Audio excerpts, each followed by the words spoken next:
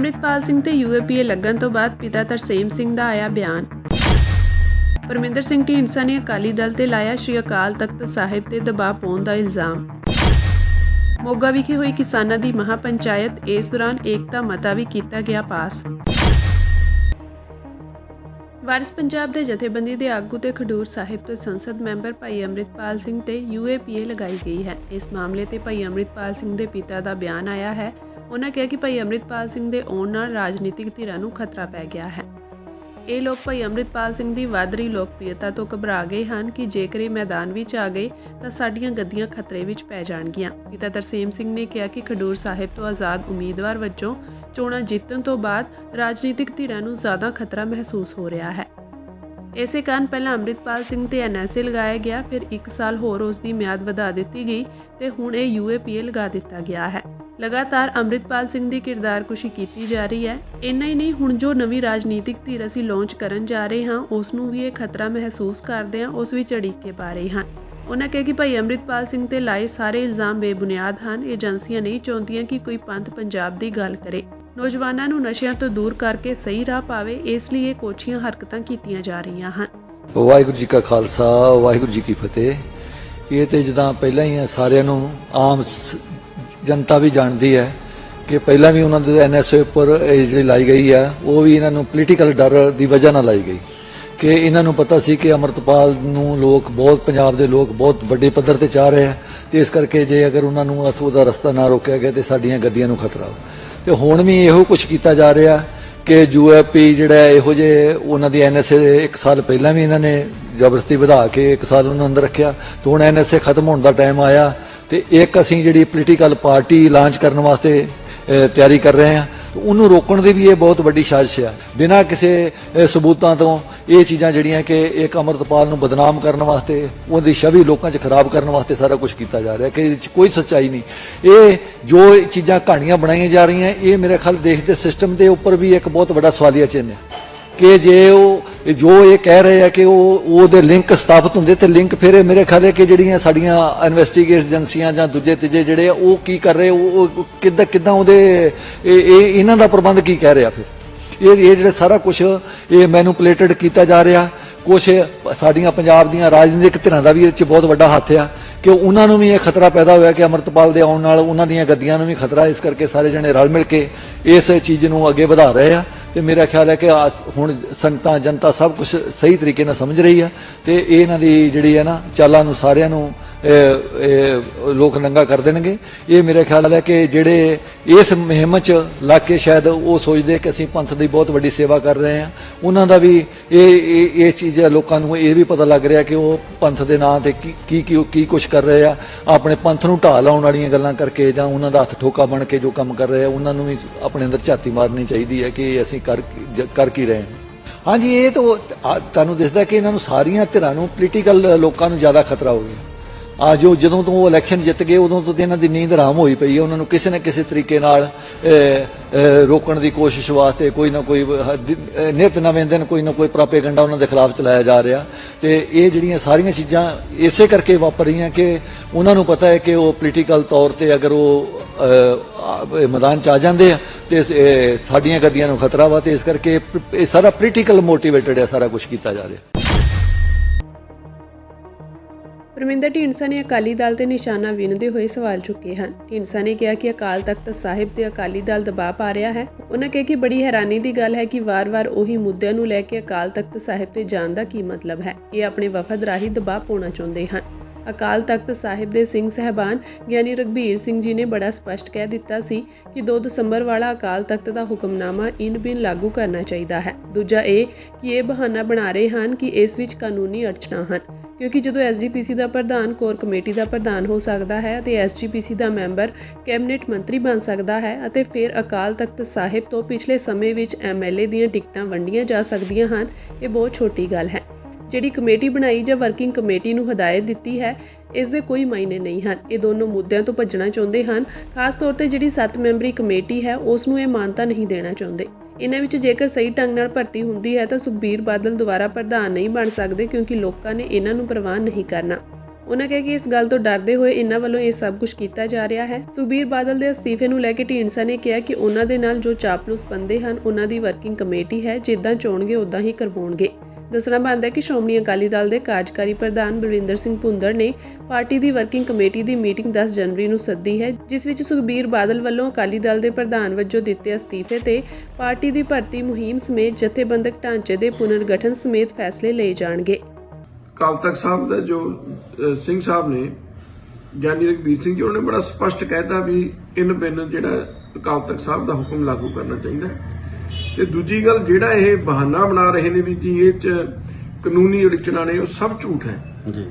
ਕਿਉਂਕਿ ਜਦ ਐਸਜੀਪੀਸੀ ਦਾ ਪ੍ਰਧਾਨ ਅਕਾਲੀ ਦਲ ਦੀ ਕੋਰ ਕਮੇਟੀ ਦਾ ਮੈਂਬਰ ਹੋ ਸਕਦਾ ਹੈ, ਐਸਜੀਪੀਸੀ ਦਾ ਮੈਂਬਰ ਕੈਬਨਿਟ ਮਿਨਿਸਟਰ ਬਣ ਸਕਦਾ ਹੈ, ਤਾਂ ਫਿਰ ਅਕਾਲ ਤਖਤ ਸਾਹਿਬ ਤੋਂ ਪਿਛਲੇ ਸਮੇਂ ਦੇ ਵਿੱਚ ਐਮਐਲਏ ਦੀਆਂ ਟਿਕਟਾਂ ਵੰਡੀਆਂ ਜਾ ਸਕਦੀਆਂ। ਇਹ ਤਾਂ ਬਹੁਤ ਛੋਟੀ ਗੱਲ ਹੈ।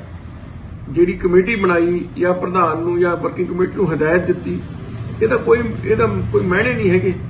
ਸੋ ਇਹ ਸਿਰਫ ਬਹਾਨਾ ਬਣਾ ਰਹੇ ਨੇ। ਇਹ ਦੋਨੇ ਮੁੱਦਿਆਂ ਤੋਂ ਇਹ ਭੱਜਣਾ ਚਾਹੁੰਦੇ ਨੇ। ਖਾਸ ਤੌਰ ਤੇ ਜਿਹੜੀ 7 ਮੈਂਬਰੀ ਕਮੇਟੀ ਹੈ ਜਿਹੜੀ ਬਣਾਈ ਅਕਾਲ ਤਖਤ ਸਾਹਿਬ, ਉਹਨੂੰ ਇਹ ਮਾਨਤਾ ਨਹੀਂ ਦੇਣਾ ਚਾਹੁੰਦੇ। ਇਹਨਾਂ ਦਾ ਇਹ ਵੀ ਇਹ ਜਿਹੜਾ ਹੈ, ਜੇ ਸਹੀ ਢੰਗ ਨਾਲ ਭਰਤੀ ਹੁੰਦੀ ਹੈ ਤਾਂ ਫਿਰ ਸਰਦਾਰ ਸੁਖਬੀਰ ਸਿੰਘ ਬਾਦਲ ਦੁਬਾਰੇ ਪ੍ਰਧਾਨ ਨਹੀਂ ਬਣ ਸਕਦੇ, ਲੋਕਾਂ ਨੇ ਨਹੀਂ ਪ੍ਰਵਾਨ ਕਰਨਾ। ਸੋ ਉਸ ਗੱਲ ਤੋਂ ਡਰਦੇ ਮਾਰੇ ਇਹ ਸਾਰਾ ਕੁਝ ਕਰ ਰਹੇ। ਉਹ ਤਾਂ ਉਹਨਾਂ ਦਾ ਜਿਵੇਂ ਚਾਹਣਗੇ ਉਵੇਂ ਕਰਨਗੇ। ਉਹਨਾਂ ਦੇ ਜਿਹੜੇ ਚਾਪਲੂਸ ਬੰਦੇ ਨੇ ਉਹੀ ਰਹਿ ਗਏ ਨਾਲ। ਹੁਣ ਉਹਨਾਂ ਦੀ ਵਰਕਿੰਗ ਕਮੇਟੀ ਹੈ, ਉਹ ਤਾਂ ਜਿਵੇਂ ਉਹ ਕਹਿਣਗੇ ਉਵੇਂ ਕਰਾ ਲੈਣਗੇ। ਜੇ ਮਨਜ਼ੂਰ ਕਰਾਉਣਾ ਹੋਇਆ ਮਨਜ਼ੂਰ ਕਰਾ ਲੈਣਗੇ, ਜੇ ਇਹਨਾਂ ਨੇ ਕਿਹਾ ਵੀ ਨਹੀਂ ਸਾਨੂੰ ਮਨਜ਼ੂਰ, ਉਹ ਨਹੀਂ ਕਰਾ ਲੈਣਗੇ। ਸੋ ਉਹਨਾਂ ਨੇ ਤਾਂ ਆਪਦੀ ਮਰਜ਼ੀ ਨਾਲ ਹੀ ਉਹ ਕਰਨਾ ਹੈਗਾ। ਮੋਗਾ ਵਿੱਚ ਸੰਯੁਕਤ ਕਿਸਾਨ ਮੋਰਚਾ ਮਹਾਪੰਚਾਇਤ ਵਿੱਚ ਐਲਾਨ ਕੀਤਾ ਗਿਆ ਹੈ ਕਿ ਕੋਈ ਵੀ ਕਿਸਾਨ ਆਗੂ ਸ਼ੰਭੂ ਤੇ ਖਨੌਰੀ ਸਰਹੱਦ ਤੇ ਹੋਣ ਵਾਲੇ ਮੋਰਚੇ ਖਿਲਾਫ ਬਿਆਨਬਾਜ਼ੀ ਨਹੀਂ ਕਰੇਗਾ। ਇਸ ਦੇ ਨਾਲ ਹੀ ਏਕਤਾ ਮਤਾ ਪਾਸ ਕੀਤਾ ਗਿਆ। 6 ਮੈਂਬਰੀ ਤਾਲਮੇਲ ਕਮੇਟੀ ਇਸ ਮਤੇ ਨੂੰ ਲੈ ਕੇ ਭਲਕੇ ਖਨੌਰੀ ਜਾਵੇਗੀ। ਇਸ ਕਮੇਟੀ ਨਾਲ 101 ਮੈਂਬਰਾਂ ਦਾ ਜਥਾ ਵੀ ਜਾਵੇਗਾ। ਇਸ ਤੋਂ ਇਲਾਵਾ 13 ਜਨਵਰੀ ਨੂੰ ਤਹਿਸੀਲ ਪੱਧਰ ਤੇ ਖੇਤੀ ਮੰਡੀਕਰਨ ਨੀਤੀ ਦੇ ਖਰੜੇ ਦੀਆਂ ਕਾਪੀਆਂ ਸਾੜੀਆਂ ਜਾਣਗੀਆਂ। ਇਸ ਦੇ ਨਾਲ ਹੀ 26 ਜਨਵਰੀ ਨੂੰ ਟਰੈਕਟਰ ਮਾਰਚ ਵੀ ਕੱਢਿਆ ਜਾਵੇਗਾ। ਉਧਰ ਆਗੂਆਂ ਨੇ ਕਿਹਾ ਕਿ ਜੇਕਰ ਸਹਿਮਤੀ ਬਣੀ ਤਾਂ ਇਹ ਪ੍ਰੋਗਰਾਮ ਸਮੂਹਿਕ ਤੌਰ ਤੇ ਵੀ ਕੀਤਾ ਜਾ ਸਕਦਾ ਹੈ। ਹਾਲਾਂਕਿ ਅੰਦੋਲਨ ਵਿੱਚ ਸ਼ਾਮਿਲ ਹੋਣ ਬਾਰੇ ਅਜੇ ਕੋਈ ਫੈਸਲਾ ਨਹੀਂ ਲਿਆ ਗਿਆ ਹੈ। ਇਹ ਐਲਾਨ ਕਿਸਾਨ ਆਗੂ ਜੋਗਿੰਦਰ ਸਿੰਘ ਉਗਰਾਹਾਂ ਨੇ ਕੀਤਾ ਹੈ। ਇਸ ਮੌਕੇ ਕਿਸਾਨ ਆਗੂ ਰਾਕੇਸ਼ ਟਕੈਤ ਵੀ ਮੌਜੂਦ ਸਨ। ਮਹਾਪੰਚਾਇਤ ਵਿੱਚ ਬੋਲਦਿਆਂ ਕਿਸਾਨ ਆਗੂ ਰਾਕੇਸ਼ ਟਕੈਤ ਨੇ ਕਿਹਾ ਕਿ ਪੰਜਾਬ ਦੀਆਂ ਸਾਰੀਆਂ ਜਥੇਬੰਦੀਆਂ ਅਗਰ ਇੱਕ ਹੋ ਜਾਣ ਤਾਂ ਦੇਸ਼ ਦੇ ਕਿਸਾਨ ਇੱਕ ਹੋ ਜਾਣਗੇ। ਇਹ ਲੜਾਈ ਪੰਜਾਬ ਦੀ ਧਰਤੀ ਤੋਂ ਅੱਗੇ ਜਾਣੀ ਚਾਹੀਦੀ ਹੈ। ਇਹ ਲੜਾਈ ਲੰਬੀ ਚੱਲੇਗੀ ਤੇ ਜਿੱਤੀ ਵੀ ਜਾਵੇਗੀ। ਜਗਜੀਤ ਸਿੰਘ ਡੱਲੇਵਾਲ ਮਨਵਰ ਤੇ ਬੈਠੇ ਹੋਏ ਹਨ। ਭਾਰਤ ਸਰਕਾਰ ਕਿਸਾਨਾਂ ਦੀ ਕੋਈ ਵੀ ਗੱਲ ਨਹੀਂ ਸੁਣ ਰਹੀ। 6 ਮੈਂਬਰੀ ਤਾਲਮੇਲ ਕਮੇਟੀ ਜਗਜੀਤ ਸਿੰਘ ਡੱਲੇਵਾਲ ਨਾਲ ਗੱਲਬਾਤ ਕਰਨ ਜਾਵੇਗੀ। ਅੱਗੇ ਜੋ ਵੀ ਰਣਨੀਤੀ ਹੋਵੇਗੀ ਉਸ ਵਿੱਚ ਅਸੀਂ ਸਾਥ ਦੇਵਾਂਗੇ। ਸਾਂਝੇ ਘੋਲ ਲਈ ਇੱਕ ਦੂਜੇ ਦੇ ਪਲੇਟਫਾਰਮ ਨੂੰ ਤੋੜ ਦੇਣ ਜਾਂ ਜਥੇਬੰਦੀ ਨੂੰ ਤੋੜ ਕਢਾ ਦੇਣ ਦੀ ਮੰਗ ਨੂੰ ਜਾਂ ਜਤਨਾਂ ਨੂੰ ਜਾਂ ਭਾਵਨਾ ਨੂੰ ਸਮੁੱਚੇ ਘੋਲ ਲਈ ਨੁਕਸਾਨਦਾਇਕ ਸਮਝਦੇ ਹਨ। ਹਕੂਮਤ ਖਿਲਾਫ ਵਰਤੀ ਜਾਣ ਵਾਲੀ ਸਾਂਝੀ ਤਾਕਤ ਨੂੰ ਆਪਸ ਵਿੱਚ ਖਾਰਜ ਕਰਨ ਲਈ ਦੀ ਕਾਰਵਾਈ ਸਮਝਦੇ ਹਨ। ਅਜਿਹਾ ਨਹੀਂ ਹੋਣਾ ਚਾਹੀਦਾ। ਕਿਸਾਨ ਮੋਰਚੇ ਦਾ ਸੁਝਾਅ ਹੈ ਕਿ ਇਹ ਤਿੰਨੇ ਪਲੇਟਫਾਰਮ ਇਹ ਸਹਿਮਤੀ ਦੇਣ ਕਿ ਅੱਗੇ ਤੋਂ ਜਿੰਨਾ ਸੰਭਵ ਹੋ ਸਕੇ ਸਾਂਝੇ ਤਾਲਮੇਲ ਦੇ ਸੱਦੇ ਦੇਣ ਲਈ ਵੱਧ ਤੋਂ ਵੱਧ ਯਤਨਸ਼ੀਲ ਹੋਣਗੇ। ਇੱਕ ਦੂਜੇ ਦੇ ਸੱਦਿਆਂ ਨਾਲ ਮੁਕਾਬਲੇ ਵਾਲੇ ਜਾਂ ਟਕਰਾਵੇਂ ਸੱਦੇ ਹਰਗਿਜ਼ ਨਹੀਂ ਹੋਣਗੇ। ਜਿਹੜਾ ਅਸੀਂ ਪਹਿਲਾਂ ਪ੍ਰਸਤਾਵ ਲੈ ਕੇ ਗਏ, ਅਸੀਂ ਪਹਿਲਾਂ ਚਿੱਠੀ ਭੇਜੀ ਸੀ, ਉਹਨਾਂ ਨੂੰ WhatsApp ਕੀਤੀ ਹੈ ਚਿੱਠੀ। ਜਿਹੜਾ ਹੁਣ ਜਾਵਾਂਗੇ ਅਸੀਂ ਫਿਜ਼ੀਕਲੀ ਮਿਲਣ ਜਾਵਾਂਗੇ। ਫਿਜ਼ੀਕਲ ਜਾ ਕੇ ਮਿਲ ਕੇ ਕਹਿ ਕੇ ਆਵਾਂਗੇ ਵੀ ਤੁਹਾਨੂੰ ਆਉਣਾ ਚਾਹੀਦਾ। ਦੇਖੋ ਸਾਡੀ ਜ਼ਿੰਮੇਵਾਰੀ ਹੈਗੀ ਜਨਤਾ ਦੇ ਵਿੱਚ ਜਿਹੜੀਆਂ ਭਾਵਨਾਵਾਂ ਪਈਆਂ ਨੇ, ਜਨਤਾ ਨੂੰ ਕਹਿੰਦਾ ਪਤਾ ਨਹੀਂ ਲੱਗਦਾ ਵੀ ਏਕਤਾ ਦਾ ਕੌਣ ਪ੍ਰਯਾਸ ਕਰ ਰਿਹਾ ਕੌਣ ਨਹੀਂ ਕਰਦਾ, ਕਿੰਨਾ ਕੋਈ ਯਤਨ ਕਰਦਾ। ਅਸੀਂ ਆਪਦੇ ਯਤਨ ਜਾਰੀ ਰੱਖਾਂਗੇ। ਅਸੀਂ ਇਸ ਕਰਕੇ ਅੱਜ ਭਰੀ ਸਟੇਜ ਦੇ ਵਿੱਚ ਆਪਣੇ ਮਤ ਵੀ ਪਾਸ ਕੀਤੇ ਨੇ, ਮਤ ਤੁਹਾਡੇ ਸਾਹਮਣੇ ਪੜ੍ਹ ਕੇ ਸੁਣਾਏ ਨੇ ਵੀ ਸਾਡੀ ਏਕਤਾ ਕਿਵੇਂ ਹੋ ਸਕਦੀ ਹੈ, ਅਸੀਂ ਕਿਵੇਂ ਇਕੱਠੇ ਚੱਲ ਸਕਦੇ। ये पंजाब में मोगा में आज जो मीटिंग है, क्योंकि दूसरी जगह भी ये कहते थे जी संयुक्त मोर्चा ढीला पड़ गया, संयुक्त मोर्चा कमजोर हो गया, लेकिन 2 बड़ी पंचायतें टुहाना और यहाँ पर मोगा में ये दिखाती है कि संयुक्त मोर्चा पहले भी मजबूत था, आज भी मजबूत है, आगे भी मजबूत ही रहेगा। ये एक बढ़िया चीज हुई कि जो 6 मेंबरी हमारी कमेटी थी जो एक तालमेल कमेटी थी, जो पत्रकार और जो आम लोगों में एक दूसरी भावनाएं सी जा रही थी, ये ठीक है कि कल से फिर आपस में एक तालमेल कमेटी जाए, बातचीत करें। और हमने बार बार कहा कि पंजाब की जत्थेबंदी अगर एक हो जाएगी तो पूरा देश एक है। ये लड़ाई पंजाब की धरती से लड़ाई आगे जानी चाहिए। जो बयानों को तोड़ मोड़ कर दिया गया है, भावनाओं को ठेस पहुंचाई गई है, हमने कहा कि ये लड़ाई अभी पंजाब की जमीन पे है। जब तक ये लड़ाई पंजाब का बॉर्डर क्रॉस नहीं करेगी, जब तक जहां पे भारत सरकार की पार्टियों की सरकारें हैं, वो हरियाणा हो, वो दिल्ली के आसपास हो, वो उत्तर प्रदेश हो, ये लड़ाई वहां तक जानी चाहिए। ये संयुक्त मोर्चा कभी लड़ाई से पीछे नहीं हटा। बहुत कहते हैं कि इसके नेता कौन है। इस संयुक्त मोर्चे का कोई नेता नहीं है, सब अपने जत्थेबंदी के नेता हैं। संयुक्त मोर्चा में आज भी हमारे 40 बड़े लीडर हैं। हम जहां भी, चाहे कर्नाटक जाओ, आंध्रा जाओ, कहीं जाओ, हम कहते हैं कि हमारे लीडर संयुक्त मोर्चा के 40 बड़े लीडर हैं। जो भी फैसला लेते हैं हम उनके साथ रहते हैं। अकेला कोई नहीं है, सब जत्थेबंदी के अब अपने लीडर हैं, संयुक्त मोर्चा के इकट्ठे लीडर हैं। भारत सरकार संयुक्त मोर्चे को तोड़ना चाहती है। अकेले अगर पूरे देश में लगाने से 700 से ज्यादा नए संगठन बनवाए गए हैं। नए संगठन बनवाए, बहुत से संगठन सरकारों की भाषा बोलते हैं। डरने घबराने की, हताश होने की जरूरत नहीं है। ये लड़ाई लंबी चलेगी। उस लड़ाई के लिए तैयार रहो। अब अपने मोर्चों को मजबूत रखो, अब अपने जत्थेबंदियों को मजबूत रखो, संयुक्त मोर्चे में विश्वास रखो, अपने नेताओं में विश्वास रखो। ये लड़ाई जीतती जाएगी। टाइम तो लगेगा, लेकिन लड़ाई जीतती जाएगी।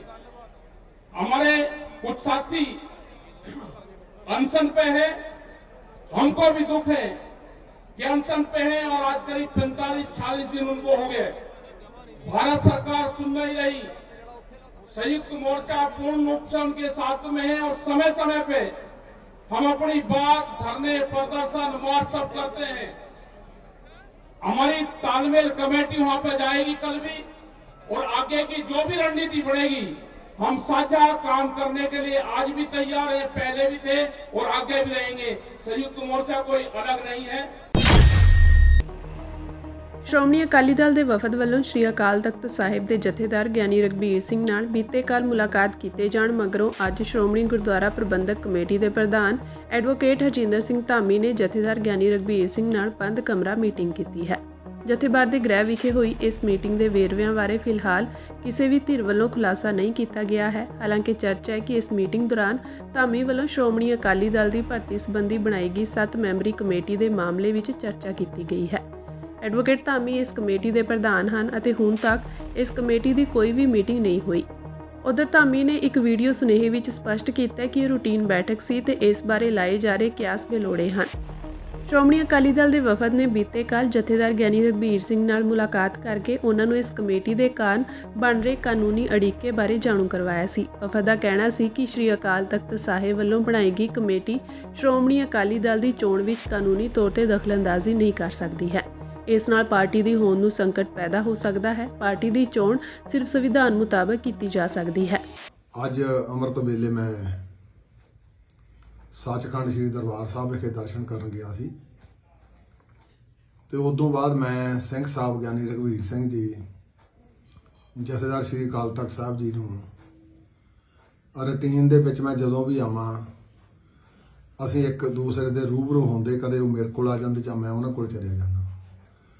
ਅੱਜ ਸਵੇਰੇ ਵੀ ਉਸ ਰੂਟੀਨ ਮੀਟਿੰਗ ਦੇ ਵਿੱਚ ਮੈਂ ਸਿੰਘ ਸਾਹਿਬ ਨੂੰ ਮਿਲਿਆ ਸੀ, ਕਿਉਂਕਿ ਸਿੰਘ ਸਾਹਿਬ ਜਿੱਥੇ ਸ੍ਰੀ ਅਕਾਲ ਤਖਤ ਸਾਹਿਬ ਦੇ ਜਥੇਦਾਰ ਆ, ਉੱਥੇ ਨਾਲ ਦੀ ਨਾਲ ਸੱਚਖੰਡ ਸ੍ਰੀ ਹਰਿਮੰਦਰ ਸਾਹਿਬ ਜੀ ਦੇ ਮੁੱਖ ਗ੍ਰੰਥੀ ਵੀ, ਤੇ ਸਾਡੀਆਂ ਮੀਟਿੰਗਾਂ ਇਹ ਅਕਸਰ ਹੀ ਸੈਕਟਰੀਏਟ ਤੇ ਵੀ ਤੇ ਸਿੰਘ ਸਾਹਿਬ ਦੀ ਰਿਹਾਇਸ਼ ਤੇ ਵੀ ਹੋ ਜਾਂਦੀ, ਕਈ ਵਾਰੀ ਮੇਰੀ ਰਿਹਾਇਸ਼ ਤੇ ਵੀ ਇੱਥੇ ਸਿੰਘ ਸਾਹਿਬ ਆ ਜਾਂਦੇ ਆ। ਸੋ ਕੁਝ ਮੀਡੀਆ ਵੱਲੋਂ ਇਹਦੀਆਂ ਕਿਆਸ ਰਾਈਆਂ ਜਿਹੜੀਆਂ ਆਪਣੇ ਢੰਗ ਨਾਲ ਲਾਈਆਂ ਜਾ ਰਹੀਆਂ, ਇਹ ਕਿਆਸ ਰਾਈਆਂ ਸਾਰੀਆਂ ਜਿਹੜੀਆਂ ਇਹਨਾਂ ਨੂੰ ਮੈਂ ਰੂਲ ਆਊਟ ਕਰਦਾ। ਤੇ ਮੈਂ ਇਹਨਾਂ ਨੂੰ ਕਹਿਣਾ ਚਾਹੁੰਦਾ ਕਿ ਤੁਸੀਂ ਜਿਹੜੇ ਕੋਈ ਮੀਟਿੰਗ ਹੁੰਦੀ ਆ ਉਹਨੂੰ ਜਿਹੜੇ ਕੋਈ ਰੰਗਤ ਦਿੰਨੇ ਆ ਉਹ ਉਦੋਂ ਪਹਿਲਾਂ ਸਪਸ਼ਟੀਕਰਨ ਉਹਦਾ ਲੈ ਲਿਆ ਕਰੋ ਜ਼ਰੂਰ। ਸੋ ਇਹ ਮੇਰੀ ਜਿਹੜੀ ਮੀਟਿੰਗ ਸੀ ਇਹ ਰੂਟੀਨ ਦੀ ਮੀਟਿੰਗ ਸੀ ਤੇ ਅੱਜ ਨਹੀਂ ਅਕਸਰ ਮੈਂ ਜੇ ਕੱਲ ਨੂੰ ਵੀ ਆਉਂਗਾ ਫਿਰ ਵੀ ਮੀਟਿੰਗ ਮੈਂ ਕਰਦਾ ਆ। ਜੇ ਹੋਰ ਕੋਈ ਮਸਲੇ ਆਉਂਦੇ ਤਾਂ ਵੀ ਅਸੀਂ ਬੈਠ ਕੇ ਡਿਸਕਸ ਕਰਨੇ ਹੁੰਦੇ, ਕਿਉਂਕਿ ਸੱਚਖੰਡ ਸ੍ਰੀ ਦਰਬਾਰ ਸਾਹਿਬ ਦਾ ਅੰਦਰਲਾ ਪ੍ਰਬੰਧ ਜਿਹੜਾ ਆ ਉਹ ਸਿੰਘ ਸਾਹਿਬ ਆਪ ਦੇਖਦੇ ਆ, ਜਿਹੜਾ ਬਾਹਰਲਾ ਪ੍ਰਬੰਧ ਸਾਡਾ ਉਹ ਸਾਰਾ ਸ਼੍ਰੋਮਣੀ ਗੁਰਦੁਆਰਾ ਪ੍ਰਬੰਧਕ ਕਮੇਟੀ ਦੇਖਦੀ ਆ। ਸੋ ਉਹਦੇ ਵਿੱਚ ਕਈ ਵਾਰੀ ਐਡਮਿਨਿਸਟ੍ਰੇਟਿਵ ਜਿਹੜੀਆਂ ਆ ਉਹ ਪ੍ਰੋਬਲਮ ਹੁੰਦੀਆਂ ਉਹ ਡਿਸਕਸ ਕਰਦੇ ਆ, ਕਈ ਵਾਰੀ ਧਰਮ ਪ੍ਰਚਾਰ ਦੇ ਨਾਲ ਸੰਬੰਧਿਤ ਹੁੰਦੀਆਂ ਉਹ ਡਿਸਕਸ ਕਰਦੇ ਆ। ਸੋ ਮੇਰਾ ਕਹਿਣ ਤੋਂ ਭਾਵ ਕਿ ਇਹ ਰੂਟੀਨ ਮੀਟਿੰਗਾਂ ਦੇ ਵਿੱਚ ਕਿਆਸ ਰਾਈਆਂ ਲਾ ਕੇ ਕਿਸੇ ਢੰਗ ਦੇ ਨਾਲ ਆਪਣੇ ਸ਼ਬਦ ਦੀ ਅਰਥ ਨਾ ਕਰਿਆ ਕਰੋ। ਤੋਂ ਪਹਿਲਾਂ ਡਿਸਕਸ ਨਹੀਂ ਕਰਨਾ, ਪੁੱਛ ਲਿਆ ਕਰੋ। ਕੰਸਰਨ ਮੈਨੂੰ ਪੁੱਛ ਲੈਂਦੇ ਜਾਂ ਸਿੰਘ ਸਾਹਿਬ ਨੂੰ ਪੁੱਛ ਲਓ ਵੀ ਇਹ ਜਿਹੜੀ ਮੀਟਿੰਗ ਆ ਇਹ ਕਾਹਦੇ ਸੰਬੰਧ ਦੇ ਵਿੱਚ ਆ। ਸੋ ਮੈਂ ਮੀਡੀਆ ਨੂੰ ਨਿਮਰਤਾ ਸਹਿਤ ਬੇਨਤੀ ਵੀ ਕਰਦਾ ਕਿ ਸਾਡਾ ਇਹ ਰੋਜ਼ ਦਾ ਕਾਰਜ ਆ। ਸਾਰਿਆਂ ਸਿੰਘ ਸਾਹਿਬਾਂ ਨੂੰ ਮੈਂ ਤਾਂ ਮਿਲਦਾ ਤੇ ਇਹ part of Shiromani Gurdwara Parbandhak Committee ਦਾ ਐਡਮਿਨਿਸਟ੍ਰੇਟਿਵ ਜੌਬ ਆ। ਸਿੰਘ ਸਾਹਿਬ ਗਿਆਨੀ ਸੁਲਤਾਨ ਸਿੰਘ ਆਉਂਦੇ, ਉਹਨਾਂ ਨਾਲ ਵੀ ਬੈਠ ਕੇ ਕਈ ਵਾਰੀ ਮੀਟਿੰਗ ਹੁੰਦੀਆਂ, ਉਸੇ ਤੱਕ ਕੇਸਗੜ੍ਹ ਸਾਹਿਬ ਤੇ ਮੈਂ ਜਾਂਦਾ ਆ। ਸੋ ਇਸ ਕਰਕੇ ਇਹ ਕੋਈ ਵੀ ਕਿਆਸ ਰਾਈ ਲਾਉਣ ਤੋਂ ਪਹਿਲਾਂ ਬਿਹਤਰ ਹੋਊਗਾ ਵੀ ਆਪਾਂ ਉਹਦਾ ਕੁਝ ਸਪਸ਼ਟੀਕਰਨ ਕੰਸਰਨ ਕੋਲੋਂ ਲੈ ਲਿਆ ਕਰੀਏ। ਵਿਰੋਧੀ ਧਿਰ ਦੇ ਨੇਤਾ ਪ੍ਰਤਾਪ ਸਿੰਘ ਬਾਜਵਾ ਨੇ ਚੰਡੀਗੜ੍ਹ ਪ੍ਰਸ਼ਾਸਕ ਦੇ ਸਲਾਹਕਾਰ ਨੂੰ ਮੁੱਖ ਸਕੱਤਰ ਵਜੋਂ ਮੁੜ ਨਿਯੁਕਤ ਕਰਨ ਦੇ ਮੋਦੀ ਸਰਕਾਰ ਦੇ ਤਾਜ਼ਾ ਫੈਸਲੇ ਦੀ ਸਖਤ ਨਿਖੇਧੀ ਕਰਦਿਆਂ ਇਸ ਨੂੰ ਸ਼ਹਿਰ ਤੇ ਪੰਜਾਬ ਦੇ ਜਾਇਜ਼ ਦਾਅਵੇ ਤੇ ਸਿੱਧਾ ਹਮਲਾ ਕਰਾਰ ਦਿੱਤਾ ਹੈ। ਬਾਜਵਾ ਨੇ ਇਸ ਕਦਮ ਦੀ ਪੰਜਾਬ ਦੀ ਸਥਿਤੀ ਨੂੰ ਕਮਜ਼ੋਰ ਕਰਨ ਅਤੇ ਪੰਜਾਬੀ ਭਾਈਚਾਰੇ ਨੂੰ ਹਾਸ਼ੀਏ ਤੇ ਪਹੁੰਚਾਉਣ ਦੀ ਇੱਕ ਜਾਣਬੁੱਝ ਕੇ ਕੀਤੀ ਗਈ ਕੋਸ਼ਿਸ਼ ਵਜੋਂ ਆਲੋਚਨਾ ਕੀਤੀ। ਬਾਜਵਾ ਨੇ ਇਸ ਕਦਮ ਦੀ ਪੰਜਾਬ ਦੀ ਸਥਿਤੀ ਨੂੰ ਕਮਜ਼ੋਰ ਕਰਨ ਅਤੇ ਪੰਜਾਬੀ ਭਾਈਚਾਰੇ ਨੂੰ ਹਾਸ਼ੀਏ ਤੇ ਪਹੁੰਚਾਉਣ ਦੀ ਇੱਕ ਜਾਣਬੁੱਝ ਕੇ ਕੀਤੀ ਗਈ ਕੋਸ਼ਿਸ਼ ਵਜੋਂ ਆਲੋਚਨਾ ਕੀਤੀ, ਜਿਸ ਨੂੰ ਉਹਨਾਂ ਦਾ ਮੰਨਣਾ ਹੈ ਕਿ ਇਹ ਸੂਬੇ ਨੂੰ ਕਮਜ਼ੋਰ ਕਰਨ ਦੇ ਵਿਆਪਕ ਏਜੰਡੇ ਦਾ ਹਿੱਸਾ ਹੈ। ਬਾਜਵਾ ਨੇ ਜ਼ੋਰ ਦੇ ਕੇ ਕਿਹਾ ਕਿ ਇਹ ਮਹਿਜ ਪ੍ਰਸ਼ਾਸਕੀ ਤਬਦੀਲੀ ਨਹੀਂ ਹੈ, ਸਗੋਂ ਕੇਂਦਰ ਵੱਲੋਂ ਪੰਜਾਬ ਦੇ ਅਧਿਕਾਰਾਂ ਨੂੰ ਹੋਰ ਕਮਜ਼ੋਰ ਕਰਨ ਲਈ ਇੱਕ ਰਣਨੀਤਿਕ ਕਦਮ ਹੈ। ਚੰਡੀਗੜ੍ਹ ਜੋ ਪੰਜਾਬ ਦੇ ਪਿੰਡਾਂ ਤੋਂ ਉਕਰਿਆ ਗਿਆ ਹੈ, ਹਮੇਸ਼ਾ ਹੀ ਪੰਜਾਬ ਦੇ ਹੱਕੀ ਦਾਅਵੇ ਦਾ ਹਿੱਸਾ ਰਿਹਾ ਹੈ। ਬਾਜਵਾ ਨੇ ਕਿਹਾ ਕਿ ਇਹ ਕਦਮ ਪੰਜਾਬ ਦੀ ਸ਼ਾਨ ਤੇ ਹਮਲਾ ਹੈ ਅਤੇ ਸੰਘਵਾਦ ਦੇ ਸਿਧਾਂਤਾਂ ਦੀ ਉਲੰਘਣਾ ਹੈ। ਉਹਨਾਂ ਨੇ ਕੇਂਦਰ ਸ਼ਾਸਿਤ ਪ੍ਰਦੇਸ਼ ਚੰਡੀਗੜ੍ਹ ਲਈ ਇੱਕ ਵੱਖਰਾ ਕੇਡਰ ਬਣਾਉਣ ਲਈ ਕੇਂਦਰ ਵੱਲੋਂ ਪਹਿਲਾਂ ਕੀਤੇ ਗਏ ਕਦਮ ਨੂੰ ਵੀ ਉਜਾਗਰ ਕੀਤਾ, ਜਿਸ ਨਾਲ ਪੰਜਾਬ ਅਤੇ ਹਰਿਆਣਾ ਦਰਮਿਆਨ 60-40 ਅਫਸਰ ਤੈਨਾਤੀ ਅਨੁਪਾਤ ਹੋਰ ਕਮਜ਼ੋਰ ਹੋ ਗਿਆ। ਕੇਂਦਰ ਵੱਲੋਂ ਚੰਡੀਗੜ੍ਹ ਲਈ ਇੱਕ ਵੱਖਰਾ ਕੇਡਰ ਬਣਾਉਣਾ ਸ਼ਹਿਰ ਵਿੱਚ ਪੰਜਾਬ ਦੀ ਹਿੱਸੇਦਾਰੀ ਨੂੰ ਕਮਜ਼ੋਰ ਕਰਨ ਲਈ ਇੱਕ ਹੋਰ ਕਦਮ ਸੀ। ਬਾਜਵਾ ਨੇ ਨੋਟ ਕੀਤਾ, ਇਹ ਫੈਸਲਾ ਲੰਮੇ ਸਮੇਂ ਤੋਂ ਚੱਲੀ ਆ ਰਹੀ ਪ੍ਰਥਾ ਨੂੰ ਕਮਜ਼ੋਰ ਕਰਦਾ ਹੈ, ਜੋ ਚੰਡੀਗੜ੍ਹ ਦੇ ਪ੍ਰਸ਼ਾਸਨ ਵਿੱਚ ਪੰਜਾਬ ਅਤੇ ਹਰਿਆਣਾ ਦੋਵਾਂ ਲਈ ਬਰਾਬਰ ਦੀ ਨੁਮਾਇੰਦਗੀ ਨੂੰ ਯਕੀਨੀ ਬਣਾਉਂਦਾ ਹੈ। ਇਸ ਤੋਂ ਇਲਾਵਾ ਬਾਜਵਾ ਨੇ ਧਿਆਨ ਦਿਵਾਇਆ ਕਿ ਸਲਾਹਕਾਰ ਦੇ ਅਹੁਦੇ ਨੂੰ ਖਤਮ ਕਰਨ ਅਤੇ ਇਸ ਦੀ ਥਾਂ ਤੇ ਮੁੱਖ ਸਕੱਤਰ ਦਾ ਅਹੁਦਾ ਦੇਣ ਦਾ ਕੇਂਦਰ ਦਾ ਫੈਸਲਾ ਦਿੱਲੀ ਦੀ ਉਦਾਹਰਨ ਦੀ ਪਾਲਣਾ ਕਰਦੇ ਹੋਏ ਚੰਡੀਗੜ੍ਹ ਨੂੰ ਸਥਾਈ ਤੌਰ ਤੇ ਕੇਂਦਰ ਸ਼ਾਸਿਤ ਪ੍ਰਦੇਸ਼ ਬਣਾਉਣ ਲਈ ਵਿਆਪਕ ਯਤਨਾਂ ਦਾ ਸੰਕੇਤ ਦਿੰਦਾ ਹੈ। ਬਾਜਵਾ ਨੇ ਕਿਹਾ ਕਿ ਚੰਡੀਗੜ੍ਹ ਦਾ ਅਹੁਦਾ ਹਮੇਸ਼ਾ ਸਥਾਈ ਹੁੰਦਾ ਸੀ ਜਦੋਂ ਤੱਕ ਇਹ ਪੰਜਾਬ ਨੂੰ ਤਬਦੀਲ ਨਹੀਂ ਕੀਤਾ ਗਿਆ ਸੀ। ਵਿਰੋਧੀ ਧਿਰ ਦੇ ਨੇਤਾ ਨੇ ਇਸ ਨਾਜ਼ੁਕ ਮੁੱਦੇ ਤੇ ਪੰਜਾਬ ਦੇ ਮੁੱਖ ਮੰਤਰੀ ਭਗਵੰਤ ਮਾਨ ਦੀ ਚੁੱਪੀ ਤੇ ਵੀ ਦੁੱਖ ਦਾ ਪ੍ਰਗਟਾਵਾ ਕੀਤਾ ਹੈ। ਬਾਜਵਾ ਨੇ ਸੁਝਾਅ ਦਿੱਤਾ ਕਿ ਭਗਵੰਤ ਮਾਨ ਦੀ ਨਾ ਸਰਗਰਮਤਾ ਕੇਂਦਰ ਦੀਆਂ ਨੀਤੀਆਂ ਦੀ ਟੇਢੀ ਮਨਜ਼ੂਰੀ ਵੱਲ ਇਸ਼ਾਰਾ ਕਰਦੀ ਹੈ। ਇਹ ਪੰਜਾਬ ਦੇ ਲੋਕਾਂ ਨਾਲ ਧੋਖਾ ਹੈ। ਬਾਜਵਾ ਨੇ ਟਿੱਪਣੀ ਕੀਤੀ, ਇਸ ਮੁੱਦੇ ਤੇ ਮੁੱਖ ਮੰਤਰੀ ਦੀ ਚੁੱਪੀ ਗੰਭੀਰ ਚਿੰਤਾਵਾਂ ਪੈਦਾ ਕਰਦੀ ਹੈ ਅਤੇ ਸੁਝਾਅ ਦਿੰਦੀ ਹੈ ਕਿ ਉਹ ਚੰਡੀਗੜ੍ਹ ਤੇ ਪੰਜਾਬ ਦੇ ਦਾਅਵੇ ਨੂੰ ਕਮਜ਼ੋਰ ਕਰਨ ਲਈ ਭਾਜਪਾ ਨਾਲ ਮਿਲਿਆ ਹੋਇਆ ਹੈ। ਇਹ ਸਾਰਾ ਕੰਮ ਜਿਹੜਾ ਸੈਂਟਰਲ ਗਵਰਨਮੈਂਟ ਬੇਸਿਕਲੀ ਪੰਜਾਬ ਦਾ ਹੱਕ ਮਾਰ ਰਹੀ ਹੈ। ਇਹ ਮੁੱਖ ਮੰਤਰੀ ਜਿਹੜਾ ਬਕਾਇਦਾ ਤੌਰ 1966 ਦੇ ਵਿੱਚ ਐਗਰੀਮੈਂਟ ਹੋਇਆ ਸੀ, ਉਹਦੇ ਵਿੱਚ ਪੰਜਾਬ ਦਾ ਕੈਪੀਟਲ ਚੰਡੀਗੜ੍ਹ ਪੱਕੇ ਤੌਰ ਹੈ ਤੇ ਹਰਿਆਣੇ ਨੂੰ ਥੋੜੀ ਦੇਰ ਵਾਸਤੇ ਇਸਤੇਮਾਲ ਕਰਨ ਵਾਸਤੇ ਦਿੱਤਾ ਜਾ ਰਿਹਾ ਸੀ। ਜਿਹੜੀਆਂ ਚੇਂਜਸ ਕੀਤੀਆਂ ਨੇ ਯੂਨੀਅਨ ਹੋਮ ਮਿਨਿਸਟਰੀ ਨੇ, ਅਸੀਂ ਸਟਰੋਂਗਲੀ ਕੰਡੈਮ ਕਰ ਰਹੇ ਹਾਂ ਤੇ ਬਹੁਤ ਜਲਦੀ ਸਾਰੀ ਪਾਰਟੀ ਇਕੱਠੇ ਹੋ ਕੇ ਲੋਹੜੀ ਤੋਂ ਬਾਅਦ ਇਹਦੇ ਤੇ ਅਸੀਂ ਕੋਈ ਵੱਡਾ ਫੈਸਲਾ। ਪੰਜਾਬ ਸਰਕਾਰ ਸਰ ਕਿਸ ਤਰ੍ਹਾਂ ਰੋਲ ਵੇਖਦੇ ਸਾਰੇ? ਚੁੱਪ ਕਿਉਂ ਭਗਵੰਤ ਮਾਨ? ਭਗਵੰਤ ਮਾਨ ਬੰਦਾ ਉਹ ਜਿਹੜੀ ਹੈ ਉਹ ਜਿਹੜਾ ਮਜ਼ਦੂਰ ਕਿਹੜਾ ਹੁੰਦਾ ਜਿਹਦੀਆਂ ਬਾਹਾਂ ਪਿੱਛੇ ਬੰਨੀਆਂ ਹੁੰਦੀਆਂ, ਬੰਦੂ ਮਜ਼ਦੂਰ ਹੈ ਇਸ ਟਾਈਮ ਭਾਰਤੀ ਜਨਤਾ ਪਾਰਟੀ ਦੀ ਹੋਮ ਮਿਨਿਸਟਰੀ ਦਾ। ਇਹ ਬੰਦੂ ਦੀਆਂ ਲੱਤਾਂ ਬੰਨ ਲਈਆਂ ਕੇਜਰੀਵਾਲ ਨੇ ਤੇ ਬਾਹਾਂ ਬੰਨ ਲਈਆਂ ਨੇ ਹੋਮ ਮਿਨਿਸਟਰੀ ਨੇ। ਇਹ ਕੀ ਬੋਲੇ ਕੀ ਫਿਰ ਮੁੱਖ ਮੰਤਰੀ ਆਖਿਰਕਾਰ ਸਟੇਟ ਦਾ ਉਹਦਾ ਬੰਦਾ ਹੈ ਬੋਲਣਾ। ਇਹ ਮੁੱਖ ਘਾਟੇ ਦੁੱਖ ਬਹੁਤ ਹੈ। ਦੁੱਖ ਮੰਤਰੀ ਇਹ ਹਰ ਵਰਗ ਨੂੰ ਇਸ ਟਾਈਮ ਦੁੱਖ ਪਹੁੰਚਾਇਆ ਜਾ ਰਿਹਾ। ਸਾਰਿਆਂ ਨੂੰ ਵੱਧ ਦੁੱਖ ਤੇ ਜਿਹੜੇ ਬਾਰਡਰ ਦੇ ਜ਼ਿਲ੍ਹੇ ਨੇ ਉਹਨਾਂ 'ਚ ਹੋ ਰਿਹਾ, ਕਿਉਂਕਿ ਫਰੌਤੀਆਂ ਦੀਆਂ ਚਿੱਠੀਆਂ ਆ ਰਹੀਆਂ, ਟੈਲੀਫੋਨ ਆ ਰਹੇ ਨੇ। ਬੰਬ ਬਲਾਸਟ ਹੋ ਰਹੇ ਨੇ, ਕਾਰੋਬਾਰ ਕਿਸੇ ਦਾ ਚੱਲ ਨਹੀਂ ਰਿਹਾ, ਜ਼ਿੰਦਗੀ ਕਿਸੇ ਦੀ ਮਹਿਫੂਜ਼ ਨਹੀਂ। ਇਹ ਮੁੱਖ ਮੰਤਰੀ ਨੇ ਔਰ ਦੁੱਖ ਮੰਤਰੀ ਰਹੇ। ਅੱਛਾ, ਜੋ ਪੰਜਾਬ ਦੇ ਕਾਂਗਰਸੀ ਆਗੂ ਸੁਖਪਾਲ ਸਿੰਘ ਖਹਿਰਾ ਨੇ ਆਮ ਆਦਮੀ ਪਾਰਟੀ ਦੀ ਅਗਵਾਈ ਵਾਲੀ ਆਪ ਸਰਕਾਰ ਦੀ ਕਾਰਗੁਜ਼ਾਰੀ ਤੇ ਸਵਾਲ ਖੜੇ ਕੀਤੇ ਹਨ। ਸੁਖਪਾਲ ਸਿੰਘ ਖਹਿਰਾ ਵੱਲੋਂ ਅਹਿਮ ਪ੍ਰੈਸ ਕਾਨਫਰੰਸ ਕੀਤੀ ਗਈ। ਪ੍ਰੈਸ ਕਾਨਫਰੰਸ ਦੌਰਾਨ ਉਨ੍ਹਾਂ ਕਿਹਾ ਕਿ ਅਸੀਂ ਝੋਨੇ ਦੀ ਖਰੀਦ ਦੌਰਾਨ ਭਗਵੰਤ ਮਾਨ ਸਰਕਾਰ ਵੱਲੋਂ ਪੰਜਾਬ ਦੇ ਕਿਸਾਨਾਂ ਦੀ ਕੀਤੀ ਗਈ 5000 ਕਰੋੜ ਰੁਪਏ ਦੀ ਯੋਜਨਾਬੰਦ ਲੁੱਟ ਦੀ CBI ਜਾਂਚ ਦੀ ਮੰਗ ਕਰਦੇ ਹਾਂ। ਉਨ੍ਹਾਂ ਕਿਹਾ ਕਿ ਇਸ ਸੀਜ਼ਨ ਦੌਰਾਨ ਕਿਸਾਨਾਂ ਨੂੰ ਫਸਲਾਂ ਦਾ ਨਾ ਤਾਂ ਜਾਇਜ਼ ਮੁੱਲ ਮਿਲਿਆ, ਉੱਤੋਂ ਬਹੁਤ ਮੁਸ਼ਕਲਾਂ ਦਾ ਵੀ ਸਾਹਮਣਾ ਕਰਨਾ ਪਿਆ ਤੇ ਇਹ ਸਭ ਭਗਵੰਤ ਮਾਨ ਦੀ ਲਾਪਰਵਾਹ ਸਰਕਾਰ ਦੀ ਬਦੌਲਤ ਹੋਇਆ ਹੈ। ਮੈਂ ਤੁਹਾਨੂੰ ਦੱਸਿਆ ਕਿ ਤੁਸੀਂ ਸਾਰੇ ਚੈੱਕ ਕਰ ਸਕਦੇ ਹੋ, 150 ਪ੍ਰਤੀ ਕੁਇੰਟਲ ਤੋਂ ਲੈ ਕੇ 500 ਕਹਿ ਰਿਹਾ। ਮਾਝੀ ਵਿੱਚ ਸਭ ਤੋਂ ਜ਼ਿਆਦਾ ਸ਼ੋਸ਼ਣ ਹੋਇਆ, ਮਾਲਵੇ ਦੇ ਕੁਝ ਹਿੱਸਿਆਂ ਵਿੱਚ ਸ਼ੋਸ਼ਣ ਹੋਇਆ। ਚਲੋ ਆਪਾਂ ਜੇ ਕਹੀਏ ਕਿ ਕੁਝ ਨਾ ਕਰੀਏ, ਕਿਉਂਕਿ ਕੈਸ਼ ਕ੍ਰੈਡਿਟ ਲਿਮਿਟ ਤਾਂ ਕੇਂਦਰ ਸਰਕਾਰ ਨੇ ਭਗਵੰਤ ਮਾਨ ਨੂੰ ਸਤੰਬਰ ਦੀ ਦਿੱਤੀ ਹੋਈ ਸੀਗੀ। He had full money at his hands to pay full MSP to the farmers in Punjab, ਲੇਕਿਨ ਉਹਨਾਂ ਨੇ ਦਿੱਤਾ ਘਟਿਆ। ਤੇ ਮੈਂ ਜ਼ਿਆਦਾ ਨਾ ਕਵਾਂ, ਜੇ 10% ਵੀ ਮਿਨੀਮਮ ਸਪੋਰਟ ਪ੍ਰਾਈਸ ਤੋਂ ਘੱਟ ਝੋਨਾ ਵਿਕਿਆ ਹੋਵੇ ਪੰਜਾਬ ਦੇ ਵਿੱਚ, ਇਹ 5000 ਕਰੋੜ ਰੁਪਏ ਦਾ ਸਕੈਂਡਲ ਹੈ। ਇਸ ਕਰਕੇ ਅਸੀਂ ਸਾਰਿਆਂ ਨੇ ਅੱਜ ਮੈਂ ਚਿੱਠੀ ਦੇਸ਼ ਦੇ ਹੋਮ ਮਿਨਿਸਟਰ ਸ਼੍ਰੀ ਅਮਿਤ ਸ਼ਾਹ ਨੂੰ ਐਡਰੈਸ ਕੀਤੀ ਹੈ।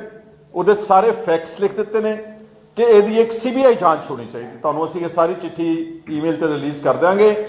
ਔਰ ਅਗਰ CBI ਪ੍ਰਾਇਮਰੀਲੀ ਜਸਟ ਪ੍ਰਾਈਮਾ ਫੇਸ਼ਾ ਹੀ ਜਾਂਚ ਕਰੇਗੀ, ਪਿੰਡਾਂ ਦੇ ਵਿੱਚ ਜਾ ਕੇ ਕਿਸਾਨਾਂ ਨੂੰ ਕਾਲ ਕਰੇ ਕਿ ਆਪਣੀਆਂ ਕੱਚੀਆਂ ਪਰਚੀਆਂ ਲੈ ਕੇ ਆਓ। ਹਰ ਕਿਸਾਨ ਦੇ ਕੋਲ ਉਹਦੇ ਆੜਤੀ ਦੀ ਦਿੱਤੀ ਹੋਈ ਕੱਚੀ ਪਰਚੀ ਆ, ਜਿਹਦੇ 'ਚ ਅਸਲ ਹਿਸਾਬ ਲਿਖਿਆ ਉਹਦਾ। ਫਰਜ਼ ਕਰੋ ਉਹਦੇ 100 ਕੁਇੰਟਲ ਫਸਲ ਹੋਈ ਤੇ ਉਹਨੂੰ 2000 ਰੁਪਏ ਕੁਇੰਟਲ ਨਾਲ ਵੇਚਣਾ ਪਿਆ, ਤਾਂ ਉਹਦਾ 2 ਲੱਖ ਰੁਪਏ ਦਾ ਹਿਸਾਬ ਲਿਖਿਆ ਹੋਇਆ ਆੜਤੀ ਨੇ।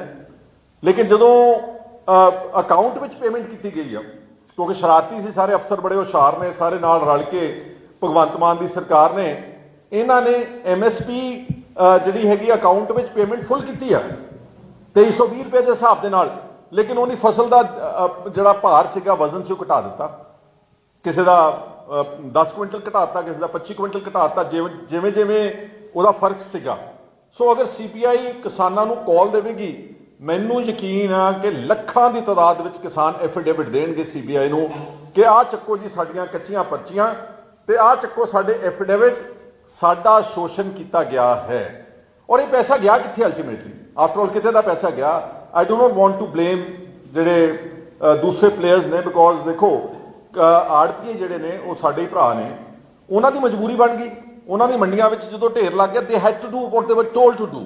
ਜੋ ਉਹਨਾਂ ਨੂੰ ਉੱਤੋਂ ਕਿਹਾ ਗਿਆ, ਜੋ ਉਹਨਾਂ ਨੂੰ ਸਰਕਾਰੀ ਏਜੰਸੀਆਂ ਮੁਲਾਜ਼ਮਾਂ ਨੇ, ਔਰ ਇੰਸਪੈਕਟਰ, ਚਾਹੇ ਉਹ ਮਾਰਕਫੈਡ ਹੈ, ਪਨਗ੍ਰੇਨ ਹੈ, ਜਿਹੜੀਆਂ ਵੀ ਏਜੰਸੀਆਂ ਸੀ, ਵੇਅਰ ਹਾਊਸ ਕਾਰਪੋਰੇਸ਼ਨ ਹੈ, ਉਹ ਆਪ ਜਾ ਕੇ ਜ਼ਿਮੀਂਦਾਰਾਂ ਨੂੰ ਤੇ ਆੜਤੀਆਂ ਨੂੰ ਕਹਿੰਦੇ ਸੀ ਅਸੀਂ ਚੱਕ ਨਹੀਂ ਸਕਦੇ ਫਸਲ, ਇਹਦਾ ਤਾਂ ਕੱਟ ਲਵਾਉਣਾ ਪੈਣਾ ਤੁਹਾਨੂੰ।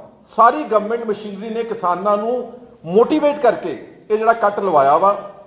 ਔਰ ਮੈਂ ਸਮਝਦਾ ਕਿ ਇਹਦੀ ਬੜੀ ਸੁਖਾਲੀ ਜੀ ਜਾਂਚ ਵਿੱਚ ਇਹ ਜਿਹੜੇ ਪੈਸੇ ਫੜੇ ਜਾਣਗੇ। ਗਿਆ ਕਿੱਥੇ ਪੈਸਾ? ਇਹ ਪੈਸਾ has gone into the pockets of ਫਿਊ sheller honours, because ਪਹਿਲਾਂ ਕਹਿੰਦੇ ਸੀ ਸਾਡੇ ਕੋਲ ਸਟੋਰੇਜ ਸਪੇਸ ਹੈ ਨਹੀਂ, ਤੇ ਬੜੀ ਸੋਹਣੀ ਜਦੋਂ ਕੱਟ ਲਵਾ ਲਿਆ ਫਿਰ ਸਟੋਰੇਜ ਸਪੇਸ ਵੀ ਬਣ ਗਈ ਹੈ।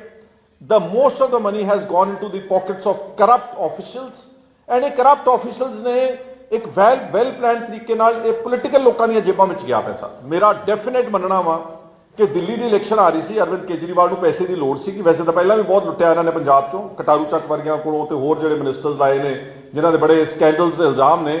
ਲੇਕਿਨ ਇਹ ਪੈਸਾ ਬੜਾ ਸੁਖਾਲਾ ਜਿਹਾ ਉਹਨਾਂ ਦੇ ਕੋਲ, ਅਗਰ 5000 ਕਰੋੜ ਰੁਪਏ ਐਕਸਪਲੋਇਟ ਹੋਇਆ ਪੰਜਾਬ ਦੇ ਵਿੱਚੋਂ, ਤੇ 50% definitely would have gone to the coffers of Aam Aadmi Party in Delhi for election purposes। ਔਰ ਕੇਜਰੀਵਾਲ ਕੋਈ ਦੁੱਧ ਦਾ ਤੋਤਾ ਨਹੀਂਗਾ। ਆਸ਼ੀਸ਼ ਮਹਿਲ ਦਾ ਉਹਦਾ ਰਿਕਾਰਡ ਆ ਗਿਆ ਸਾਰਾ, ਕਿਵੇਂ ਸਰਕਾਰੀ ਕੋਠੀ ਦੇ ਵਿੱਚ, ਇਹ ਮੈਂ ਨਹੀਂ ਕਹਿ ਰਿਹਾ, ਜਿਹੜੇ ਕੰਟਰੋਲਰ ਆਡੀਟਰ ਜਨਰਲ ਦੀ ਰਿਪੋਰਟ ਛਾਇਆ ਹੋਈ ਆ ਕਿ 55 ਕਰੋੜ ਰੁਪਈਆ ਜਿਹੜਾ ਸੀਗਾ ਉਹ ਸਰਕਾਰੀ ਰਿਹਾਇਸ਼ਗਾਹ ਦੇ ਉੱਤੇ ਖਰਚਾ ਗਿਆ। ਪਤਾ ਨਹੀਂ ਕਿੰਨੇ ਸੈਂਕੜੇ AC ਬਾਥਰੂਮਾਂ ਤੱਕ, ਕਿੰਨੇ ਐਕਸਪੈਂਸਿਵ ਕਾਰਪੈਟਸ, ਪਰਸ਼ੀਅਨ, ਕਿੰਨਾ। ਖਨੌਰੀ ਬਾਰਡਰ ਤੋਂ ਕਿਸਾਨਾਂ ਨੇ ਪ੍ਰੈਸ ਕਾਨਫਰੰਸ ਕੀਤੀ ਹੈ।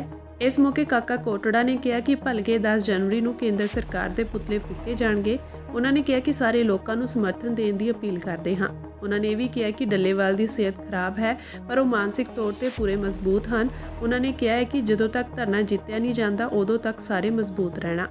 ਕਾਕਾ ਕੋਟੜਾ ਨੇ ਦੱਸਿਆ ਕਿ ਡੱਲੇਵਾਲ ਨੇ ਕਿਹਾ ਹੈ ਕਿ ਮੈਂ ਆਪਣੇ ਪਰਿਵਾਰ ਨੂੰ ਕਹਿ ਦਿੱਤਾ ਹੈ ਕਿ ਜੇਕਰ ਮੇਰੀ ਸ਼ਹਾਦਤ ਹੁੰਦੀ ਹੈ ਤਾਂ ਸੰਸਕਾਰ ਨਾ ਕਰਨਾ ਅਤੇ ਮੇਰੀ ਮ੍ਰਿਤਕ ਦੇ ਇੱਥੇ ਰੱਖ ਕੇ ਹੀ ਧਰਨਾ ਉਦੋਂ ਤੱਕ ਜਾਰੀ ਰੱਖਣਾ ਜਦੋਂ ਤੱਕ ਮੋਰਚਾ ਜਿੱਤਿਆ ਨਹੀਂ ਜਾਂਦਾ। ਉਹਨਾਂ ਨੇ ਕਿਹਾ ਕਿ ਇਹ ਲੜਾਈ ਇਕੱਲੇ ਡੱਲੇਵਾਲ ਦੀ ਨਹੀਂ, ਪੂਰੇ ਦੇਸ਼ ਵਾਸੀਆਂ ਦੀ ਹੈ। ਕਿਸਾਨ ਆਗੂਆਂ ਦਾ ਕਹਿਣਾ ਹੈ ਕਿ ਦੇਸ਼ ਦੇ ਵੱਖ-ਵੱਖ ਸੂਬਿਆਂ ਵਿੱਚੋਂ ਕਿਸਾਨਾਂ ਦੇ ਜਥੇ ਹੋਣਗੇ ਅਤੇ ਮੋਰਚੇ ਦਾ ਹਿੱਸਾ ਬਣਨਗੇ। ਉਹਨਾਂ ਨੇ ਇਹ ਵੀ ਕਿਹਾ ਕਿ ਕੇਂਦਰ ਸਰਕਾਰ ਦੇ ਖਿਲਾਫ ਪੁਤਲੇ ਫੂਕੇ ਜਾਣਗੇ। ਉਹਨਾਂ ਨੇ ਦੇਸ਼ ਦੇ ਸਾਰੇ ਕਿਸਾਨਾਂ, ਜਥੇਬੰਦੀਆਂ ਅਤੇ ਕਿਰਤੀ ਵਰਗ ਨੂੰ ਅਪੀਲ ਕੀਤੀ ਹੈ ਕਿ ਮੋਰਚੇ ਨੂੰ ਮਜ਼ਬੂਤ ਕੀਤਾ ਜਾਵੇ। ਅਸੀਂ 4 ਜਨਵਰੀ ਨੂੰ ਪ੍ਰੋਗਰਾਮ ਐਲਾਨ ਕੀਤਾ ਸੀ ਕਿ ਪੂਰੇ ਭਾਰਤ ਦੇ ਵਿੱਚ 10 ਜਨਵਰੀ ਨੂੰ ਕੇਂਦਰ ਸਰਕਾਰ ਦੇ ਪੁਤਲੇ ਫੂਕੇ ਜਾਣਗੇ। ਕੋਈ ਵੀ ਪਿੰਡ, ਕਸਬਾ, ਸ਼ਹਿਰ ਕੋਈ ਵੀ ਨਹੀਂ ਰਹੂਗਾ ਯੂਨੀਵਰਸਿਟੀਆਂ ਤੇ ਕਾਲਜਾਂ ਦੇ ਮੂਹਰੇ ਸਾਰੇ ਕੇਂਦਰ ਸਰਕਾਰ ਦੇ ਜਿਹੜੇ ਕੱਲ੍ਹ ਪੁਤਲੇ ਫੂਕੇ ਜਾਣਗੇ। ਉਹ ਅਸੀਂ ਅੱਜ ਮਾਧਿਅਮ ਰਾਹੀਂ ਸਾਰਿਆਂ ਨੂੰ ਬੇਨਤੀ ਵੀ ਕਰਦੇ ਹਾਂ, ਸਾਰੇ ਵਰਗਾਂ ਨੂੰ, ਕਿ ਜਿਹੜੀ ਲੜਾਈ ਲੜ ਰਹੇ ਆ ਉਹ ਇਕੱਲੇ ਕਿਸਾਨਾਂ ਦੀ ਨਹੀਂ, ਸਾਡੇ ਮਜ਼ਦੂਰਾਂ ਦੀ, ਮੁਲਾਜ਼ਮਾਂ ਦੀ, ਖਾਸ ਕਰਕੇ ਲੜਨ ਵਾਲੇ ਲੋਕਾਂ ਦੀ ਹੈ। ਜੇ ਇੱਕ ਵੀ ਲੜਾਈ ਹੌਲੀ ਪੈਂਦੀ ਹੈ ਤਾਂ ਸਰਕਾਰ ਉਤੇ ਭਾਰੀ ਪੈਂਦੀ ਹੈ। ਜੇ ਲੜਾਈ ਜਿੱਤੀ ਜਾ ਸਕਦੀ ਹੈ ਤਾਂ ਸਰਕਾਰ ਪਿੱਛੇ ਹਟਦੀ ਹੈ, ਲੜਨ ਵਾਲੇ ਲੋਕਾਂ ਨੂੰ ਇੱਕ ਕਦਮ ਅੱਗੇ ਵਧਦੇ ਹੈ। ਤਾਂ ਸਾਡੀ ਬੇਨਤੀ ਹੈ, ਕੱਲ੍ਹ ਨੂੰ ਜਾਣੇ 10 ਜਨਵਰੀ ਨੂੰ ਕੋਈ ਵੀ ਪਿੰਡ, ਕੋਈ ਵੀ ਕਸਬਾ, ਕੋਈ ਵੀ ਸ਼ਹਿਰ ਨਹੀਂ ਰਹਿਣਾ ਚਾਹੀਦਾ ਜਿੱਥੇ ਕੇਂਦਰ ਸਰਕਾਰ ਦੇ ਪੁਤਲੇ ਫੂਕ ਕੇ ਮੈਸੇਜ ਦੇਣਾ ਚਾਹੀਦਾ ਕਿ ਡੱਲੇਵਾਲ ਸਾਹਿਬ ਦਾ ਜਿਹੜਾ ਮਰਨ ਵਰਤਾ ਉਹ ਅੱਜ 45ਵੇਂ ਦਿਨ ਹੈ। ਉਹਨਾਂ ਦੀ ਜਿਹੜੀ ਸਿਹਤ ਹੈ ਬਹੁਤ ਨਾਜ਼ੁਕ ਹੈ, ਉਹ ਆਪਾਂ ਦੇਖ ਰਹੇ ਹਾਂ, ਪਰ ਫਿਰ ਵੀ ਮਾਨਸਿਕ ਤੌਰ ਤੇ ਡੱਲੇਵਾਲ ਸਾਹਿਬ ਅੱਜ ਵੀ 100% ਤਿਆਰ ਹੈ। ਜੋ ਨੇ ਮੈਨੂੰ ਕੱਲ ਵੀ ਬੁਲਾਇਆ, ਅੱਜ ਵੀ ਬੁਲਾਇਆ।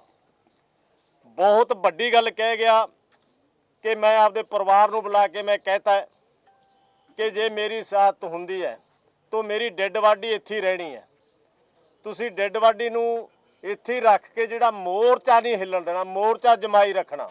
ਇਹਦੇ ਨਾਲ ਹੀ ਅਗਲਾ ਆਗੂ ਮਰ ਵਰਤੇ ਬੈਠੇ ਰਹਿਣਾ, ਜਾਣੇ ਮੇਰਾ ਸੰਸਕਾਰ ਨਹੀਂ ਕਰਨਾ ਜਿੰਨਾ ਚਿਰ ਜਿਹੜੀ ਲੜਾਈ ਲੜ ਰਿਹਾ, ਜਾਂ ਸਾਡੇ ਜਿਹੜੇ 2 ਫੋਰਮਾਂ ਨੇ 12 ਮੰਗਾਂ ਤੇ ਸਹਿਮਤੀ ਬਣਾ ਕੇ ਲੜ ਰਹੇ ਆ, ਜਿੰਨਾ ਚਿਰ ਇਹ ਮੰਗਾਂ ਲਾਗੂ ਨਹੀਂ ਹੁੰਦੀਆਂ ਤਾਂ ਉਹਨਾਂ ਚਿਰ ਸਵਾਲ ਨਹੀਂ ਹੁੰਦਾ ਕਿ ਮੇਰੇ ਸੰਸਕਾਰ ਬਾਰੇ ਤੁਸੀਂ ਸੋਚਣਾ ਨਹੀਂ। ਬਥੇਰਾ ਦਬਾਅ ਪਊਗਾ, ਬਥੇਰੇ ਆਸੇ-ਪਾਸੋਂ ਗੱਲਾਂ ਹੋਣਗੀਆਂ, ਸਾਰੀਆਂ ਕਲੀਅਰ ਕੱਲ ਡੱਲੇਵਾਲ ਸਾਹਿਬ ਨੇ ਮੈਨੂੰ ਬੁਲਾ ਕੇ ਕਲੀਅਰ ਕਰੀਆਂ ਸੀ। ਉਹ ਮੈਂ ਤਾਂ ਸਾਰੇ ਪੱਤਰਕਾਰਾਂ ਨੂੰ, ਸਾਡੇ ਭਾਈਚਾਰਿਆਂ ਨੂੰ, ਪੂਰੇ ਦੇਸ਼ ਦੇ ਲੋਕਾਂ ਨੂੰ ਇਹ ਦੱਸਣਾ ਚਾਹੁੰਦਾ ਕਿ ਡੱਲੇਵਾਲ ਸਾਹਿਬ ਜਿਹੜੇ ਅੱਜ ਤੋਂ 26 ਤਰੀਕ ਨੂੰ ਜਿਹੜੀ ਉਹਨਾਂ ਨੇ ਮਨ ਬਣਾ ਕੇ ਅਰਦਾਸ ਕਰਕੇ ਹੁਕਮਨਾਮਾ ਲੈ ਕੇ ਬੈਠੇ ਸੀ, ਅੱਜ ਵੀ ਉਸ ਤੇ ਕਾਇਮ ਹੈ।